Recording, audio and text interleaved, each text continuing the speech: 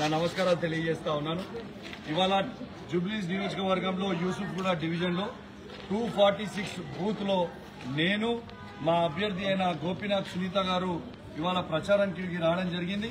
ఇవాళ ఇదే బిల్డింగ్ మీరు చూడొచ్చు. ఈ బిల్డింగ్ లో 43 దొంగ ఓట్లు నమోదు చేసేది ఇదే బిల్డింగ్ లో. వాళ్ళు పెట్టిన 43 ఓట్లల్లో ఒక్క ఓట్ల కూడా ఈ బిల్డింగ్ లో లేకుండా దొంగ ఓట్లు నమోదు చేసిరు. ఇలా దయచేసి ఎలక్షన్ కమిషన్ కి కూడా మేము చెప్తా ఉన్నాం, మీరు ఇలా దొంగ ఓట్లు ఉంటే మీరు ఏం చెప్తూ ఉన్నారు? 20 ఏళ్ల నుంచి ఈ బిల్డింగ్ ఉన్నది, 20 ఏళ్ల నుంచి వీళ్ళు ఓట్లు వేస్తారని చెప్తా ఉన్నారు. ఈ బిల్డింగ్ కట్టి కేవలం 2 సంవత్సరాలు మాత్రమే అవుతా ఉన్నది. ఈ 2 సంవత్సరాలలో మీరు పెట్టిన 43 దొంగ ఓట్లు ఇదే బిల్డింగ్ లో ఉన్నాయి. నేను సవాల్ విసురుతా ఉన్నా ఎలక్షన్ కమిషన్ కి, మీకు దమ్ముంటే ఇక్కడికి రారి, ఇక్కడనే ఎంక్వైరీ పెట్టుర్రి. ఇవాళ మేము తప్పు చెప్పుంటే మా ముక్కు భూమికి రాకి మేము తప్పు చెప్పినామని చెప్తాం.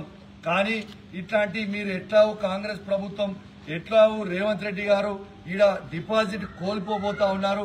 కాబట్టి మేము దొంగ ఓట్లతో గెలవాలని ఒక లంగ ఆలోచన చేసిర్రు. మీరు ఎన్ని దొంగ ఓట్లు చేసుకున్నా, ఎంత లంగ పని చేసినా జూబ్లీస్ నియోజకవర్గ ప్రజలు చాలా చైతన్యవంతమైన ప్రజలు. ఖచ్చితంగా ఇక్కడ బీఆర్ఎస్ పార్టీ జెండా, కేసీఆర్ గారి జెండా ఎగిరబోతా ఉంది.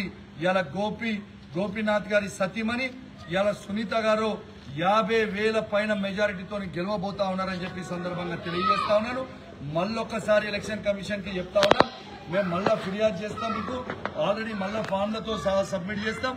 ఈ దొంగ ఓట్లన్నీ కూడా ఇవాళ ఈ నియోజకవర్గంలో దాదాపు 23,000 దొంగ ఓట్లు చేసిర్రు.